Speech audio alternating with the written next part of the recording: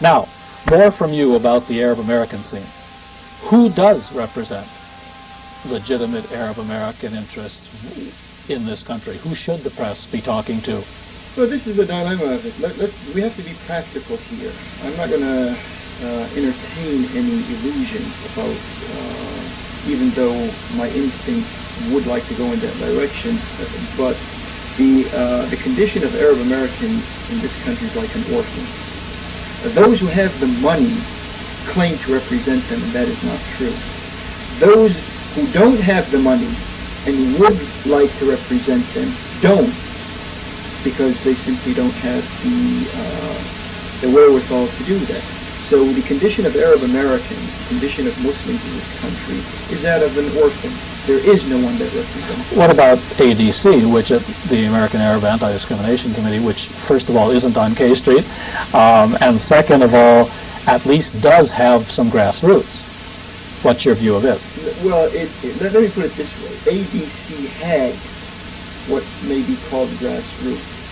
And they had that grassroots simply because of the climaxing that took place in the late 70s and early 80s. It was off of that trend, off of that momentum. People needed somewhere to go. That's right. And once a year. Desperation, right. Someone came across with, broad statements, the Palestinian issue should be supported, something should be done, we should, open up our energies and begin contact. There was no real substance to it, but at least the statements weren't so terrible. That's right. They were, in a sense, they were effective. And so that's why they had grassroots at that time.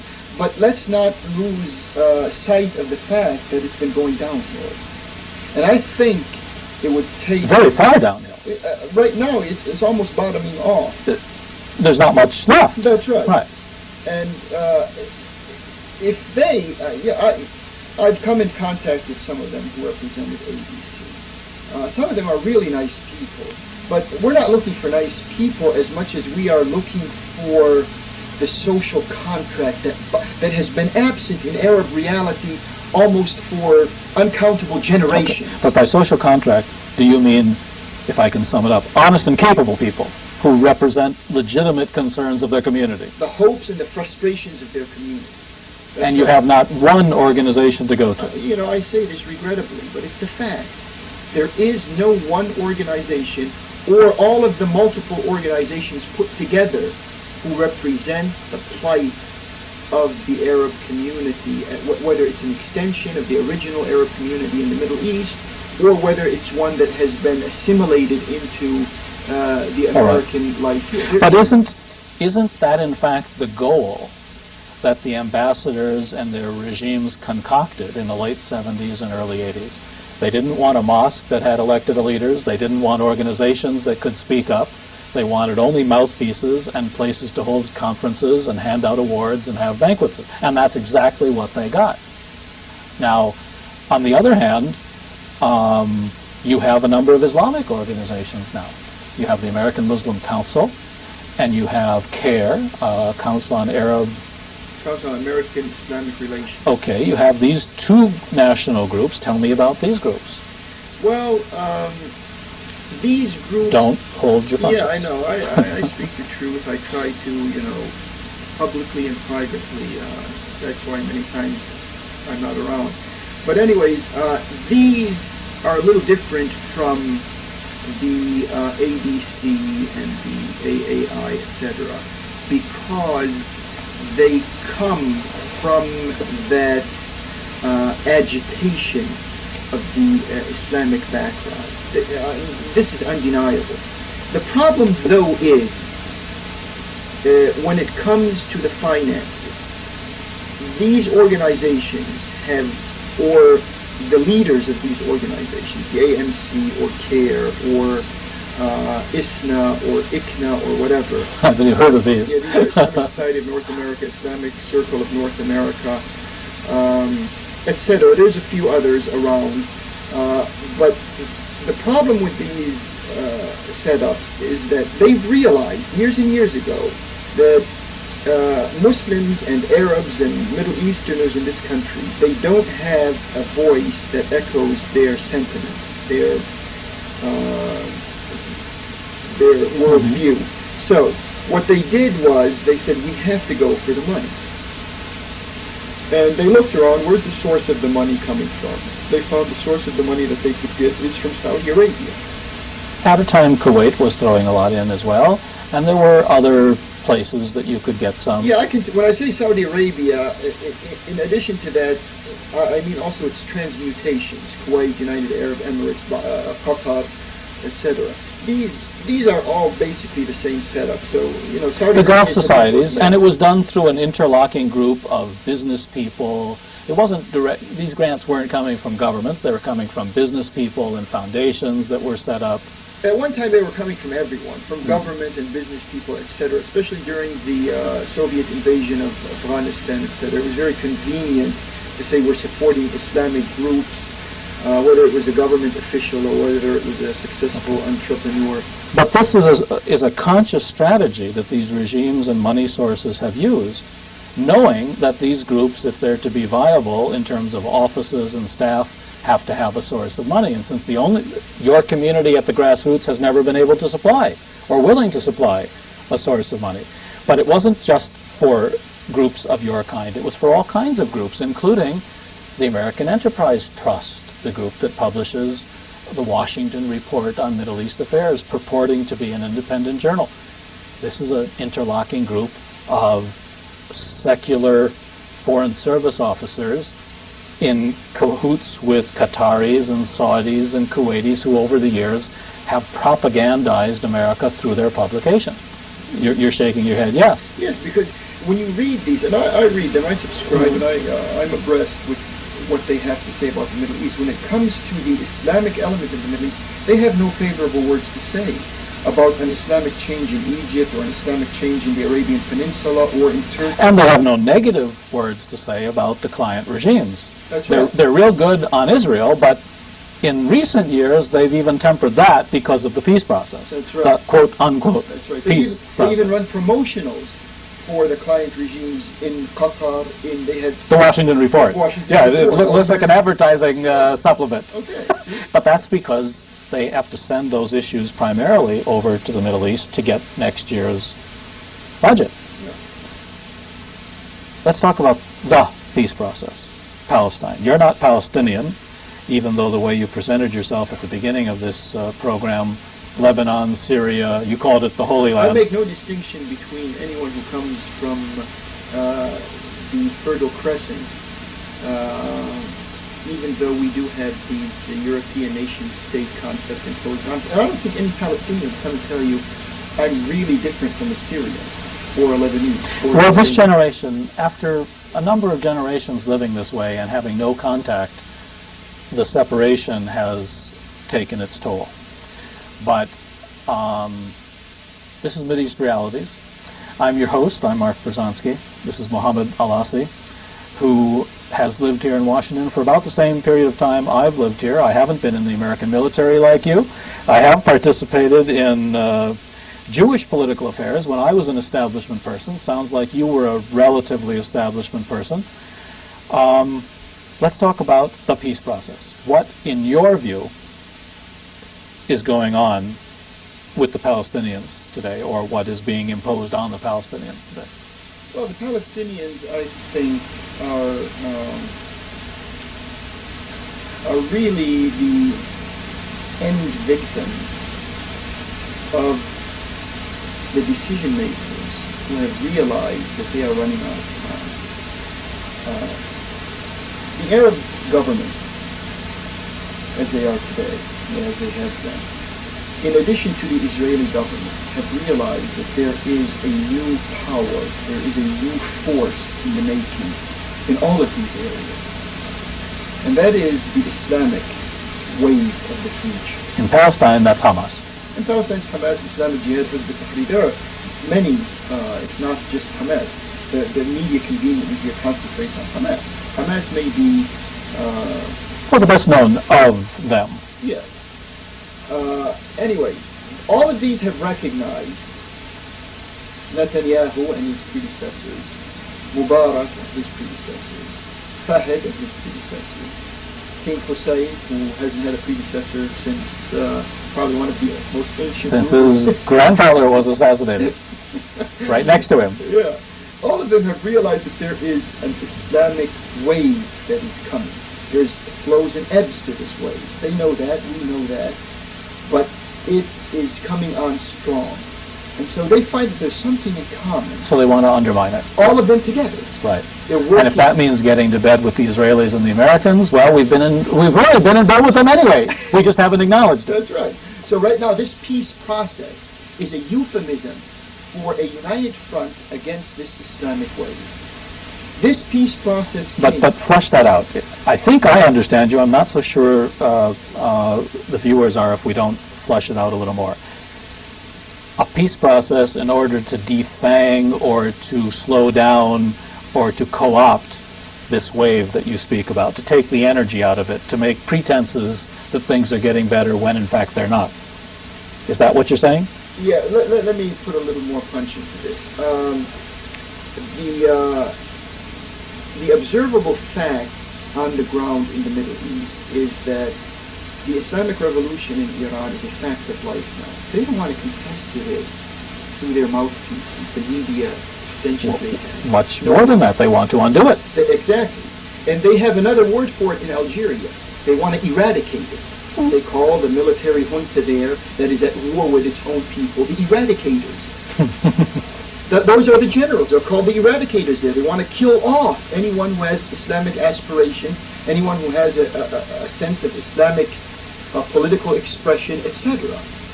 And we have also a low-simmering type of pre-Civil War status in Egypt that has been going on for years, but it also has been going through cycles.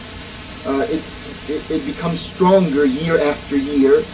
And we also have the same type of thing in Lebanon, where right now the fear is Hezbollah is working on two fronts.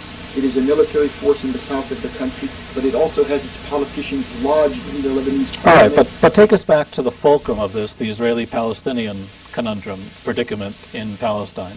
What is this peace process, and how do you view it? Well, this peace process is the acknowledgement by the Israeli establishment that gave recognition to a Palestinian establishment that shares, that right now falls into line with Arab officialdom plus Israeli policy. Now you have the PNA, the Palestinian National Authority, that has lined itself up, broke from its own people. The PA for the Israelis and the Americans, the PNA for the PNA. Yeah. Right. There's no national to it. Yeah. It's an authority. But let's not fall into their traps. That's like calling the West Bank Judean Samaria. Or you could call it the Palestinian Local Authority. Well, that'd be closer to reality. Yeah. So, anyways, they've convinced this layer of Palestinian politicians, Yasser Arafat and his inner circle. Pretty thin layer. Yeah, pretty thin one. They've convinced them that they have to jump on that bandwagon, fighting this war of wars against this Islamic threat.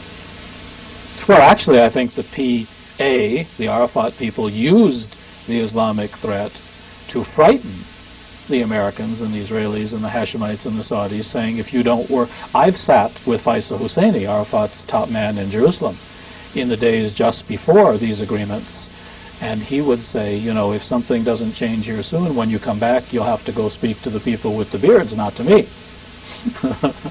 So I'm sure different forces at different times have tried to use Islamic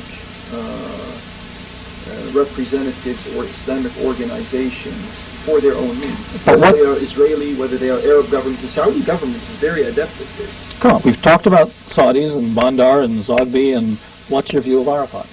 Arafat is just another one of them. Exactly. He's the weakest in that chain, but he belongs to that same line. Would you use the same term you used about Bandar? Oh, yes. Traitor? Yeah, but Arafat doesn't have the finances to throw around the types of crimes and the types of massacres that Bandar has his hands in. I think if Arafat was given the same finances, the same potential, the same resources as Bandar has, then he'd probably be playing. Well, but the whole goal with Arafat, as I understand it, but here, the reason I have you on the program is, correct me if I'm wrong, or the whole idea is to keep Arafat on a short leash. The whole idea is to give him only so much money, only so many guns, and his job is to keep people on the reservation down. And if he doesn't do his job, they'll find someone else. Yeah, that's right. But meanwhile, he signs these documents that he admittedly doesn't even understand what they are and hasn't read. And then he is offered a certain amount of guns and a certain amount of money and a certain amount of false promises. And this too goes back to the 1918 period, because I have personally studied that period. The promises that were made at that conference to the Arab leaders, to Emir Faisal, they were all lies. None of the promises were ever fulfilled. And the promises that were made to the Palestinians are totally, I mean, would it be fair to say that the Palestinians are now in the process of being put onto reservations? Oh, you'd be elevating their status. that they would be put on reservations. Well, what would you call it? Oh, it's a wicked, and it's a vile, and it's a malicious type of apartheid that the Palestinians right now, it's discrimination as never experienced by human beings that the Palestinians are enduring right now. Arafat, unfortunately, has taken the side. Now, what's the difference? Be a Palestinian for a moment, if you can. What's the difference between Arafat towards the Palestinians and, let's say, Atif Hussein towards Palestinians, or Hafid Assad towards Palestinians, or Mubarak towards Palestinians? Well, there is no difference. it's another client regime. That's right. But the difference is them. that this client regime is not even given the trappings of sovereignty. This client regime, the Palestinians having been oppressed for so long, is thrown even smaller scraps. I at least use the phrase they're being put on your reservations. You thought that was being extremely generous to what the Israelis are doing to them. Absolutely. The type of, especially in the past several months, the type of blockades and curfews and house arrests that have been going on in Gaza and the West Bank, something that the press doesn't want to speak about. The conditions there are terrible, horrendous. Well, there's no question that the situation for Palestinians in every way, from economically to spiritually to psychologically, is far worse in the aftermath of the Oslo agreements than it was before them. No question about it. And that is why it's difficult for Arafat to ride the Palestinian people. Because in the case of, let's say, Syrians, Jordanians, Egyptians, just to take the adjacent peoples, in their cases, the rulers have also always been a step ahead. So they know how to tame the following condition. If their people are going to express some type of outrage, they would have that leisure of the time space to prepare for it. Arafat doesn't have that, because the frustration and the anger and the type of pent-up feelings that have been working inside the Palestinian psychology has put Arafat at a disadvantage. He doesn't have that leisure of preparing to remold or mold his constituencies or his people the same way King Hussein can do, although King Hussein is running out of time very quickly, but the same way the other rulers in adjacent areas have been able to do. So Arafat is riding a lion, not like Fahd who's riding a camel. You're watching Mideast Realities. This is our weekly program showing on public access channels around the country. We're talking today, I'm your host, I'm Mark Brzezinski, and we're talking today with Mohamed Alassi. Mohamed has lived in Washington for quite some time. He knows the ins and outs of the Arab American community and of the Islamic community and of the Arab world. He has served as the first and only elected imam of the Washington Mosque here in Washington. And we're now talking about, after having surveyed the Arab world and the Washington scene, we're talking about the so-called peace process in Palestine. You know, it really evolved out of the Gulf War and the Bush administration, don't you think? I mean, they were so worried that the American imposition of itself in the Middle East with military forces for the first we've always been there over the horizon and under the table. But now we were there as a colonizing military force. And they legitimately understood that with the Islamic Revolution and with the Gulf War, this tide you speak of was rising fast. And one of their ways of controlling it was to call the Madrid Conference and say, but we Americans are in the forefront of bringing peace and justice to the Middle East. So you're laughing, but that is the terminology that was used. And then the Palestinians were essentially made naked and penniless and destitute. So when a few bones were thrown in their way, they got Arafat to take on this role. But before they got Arafat to accept this role, they had to strip him down. And they destroyed the PLO. And they destroyed all of the relationships between the PLO and the Arab regimes. And finally, Arafat's choices were to resign and or retire and write a book about how bad things were, or to do what he's done all his career, which was accept the handouts, the money, and the guns from whoever would offer it to him at the time. This time the offer came from his former enemies, the Americans and the Israelis. And it also came at a time when all of the senior PLO personalities had either been assassinated or had been removed in one way or another. So it was just Arafat himself. There were no other major Palestinian personalities to prevent Arafat from doing what he has now done. Now, where do you think this is going? I'm not asking you to be a prophet for 50 years from now. The next 5 or 10 years, where do you think this is going? I think the whole scenario is developing contrary to the calculations of Israeli, American, and Arab decision makers. They think that they have the whole Middle East turning into a peace process. I think what they are really doing is they are militarizing the Middle East. The grand mistake that Israeli, American, Arab decision and policy makers committed was to pick a fight with this Islamic politicization of the whole area. That's the only way to build it instead of destroy it. Well, if so, coming out of the American Jewish community as I have and knowing about the regimes and organizations, this fight was fueled tremendously by the Zionist lobby and by the Israelis. They want this fight. They want the West in this confrontation. Yes. That's right. It didn't just happen. Yeah. See, from an Israeli Zionist point of view, they needed protection. They see this as a threat concerning them more than it is a threat concerning someone who's living in California or someone who's living in Montana. Obviously, they are living in the Middle East, and they are living in what they themselves call a hostile neighborhood. And so when they see a spark of Islamic self-determination beginning in Iran, and then they see another spark of Islamic determination in North Africa, there's one to the east, one to the west, another one to the south, another one to the north. These sparks, so they feel the most threatened. And what becomes the reaction of a person or people who are in immediate danger? They want to protect themselves by any means possible. Not only that, but those who remember the history of the Middle East, what the Israelis have done, what they did in Lebanon not all that long ago, are aware that there are forces that will want revenge when and if they ever come to power.